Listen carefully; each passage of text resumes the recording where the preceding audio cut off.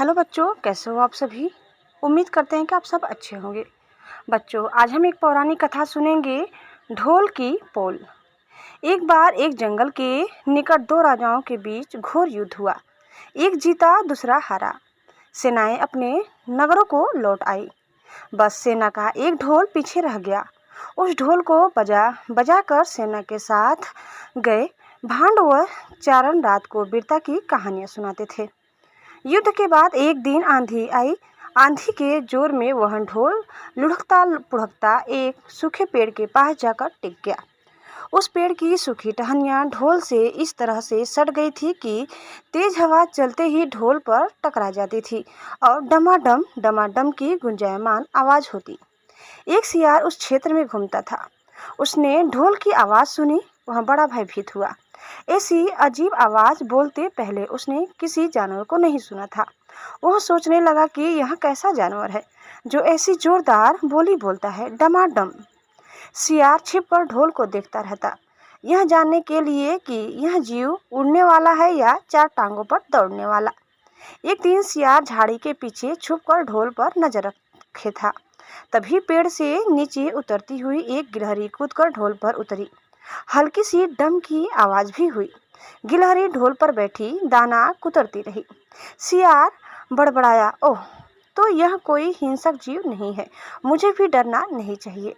सियार फूंक फूंक कर कदम रखता ढोल के निकट गया। उसे सूंघा। ढोल का उसे न कहीं सिर नजर आया और न पैर। तभी हवा के झोंके से टहनियां ढोल से टकराई। डम की आवाज हुई और सियार उछलकर पीछे जा गिरा। अब समझ आया। सियार उड़ने की कोशिश करता हुआ बोला, यह तो बाहर का खोल है, जीव इस खोल के अंदर है। आवाज बता रही है कि जो कोई जीव इस खोल के भीतर रहता है वह मोटा ताजा होना चाहिए, चर्बी से भरा शरीर, तभी ये डम डम की जोरदार बोली बोलता है। अपनी मांद में घुसते ही सियार बोला, ओ सियारी, दावत खाने के लिए तैयार हो जा। एक मोटे ताजे शिकार का पता लगाकर आया हूँ। सियारी पूछने लगी, तुम उसे मारकर क्यों नहीं लाए। सियार ने उसे झिड़की दी, क्योंकि मैं तेरी तरह मूर्ख नहीं हूँ। वह एक खोल के भीतर छिपा बैठा है। खोल ऐसा है कि उसमें दो तरफ सूखी चमड़ी के दरवाजे हैं। मैं एक तरफ से हाथ डाल उसे पकड़ने की कोशिश करता तो वह दूसरे दरवाजे से न भाग जाता। चांद निकलने पर दोनों ढोल की ओर गए। जब वह निकट पहुंच ही रहे थे कि फिर हवा से टहनियां ढोल पर टकराई और डम डम की आवाज निकली। सियार सियारी के कान में बोला, सुनी उसकी आवाज, जरा सोच, जिसकी आवाज ऐसी गहरी है वह खुद कितना मोटा ताजा होगा। दोनों ढोल को सीधा कर उसके दोनों ओर बैठे और लगे दांतों से ढोल के दोनों चमड़ी वाले भाग के किनारे फाड़ने। जैसे ही चमड़ियां कटने लगी, सियार बोला, होशियार रहना, एक साथ हाथ अंदर डाल शिकार को दबोचना है।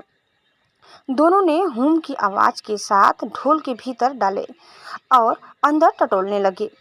अंदर कुछ नहीं था। एक दूसरे के हाथ ही पकड़ में आए। दोनों चिल्लाए, है, यह तो कुछ नहीं है, और वे माथा पीट कर रह गए। बच्चों, इस कहानी से हमें यही सीख मिलती है कि सेखी मारने वाले ढोल की ही तरह अंदर से खोखले होते हैं। उम्मीद करते हैं कि आपको हमारी आज की यह कहानी जरूर पसंद आई होगी। कैसी लगी कमेंट करके बताइए। चैनल में नए हैं तो प्लीज़ लाइक, शेयर और सब्सक्राइब करना न भूलें। धन्यवाद। Bye bye.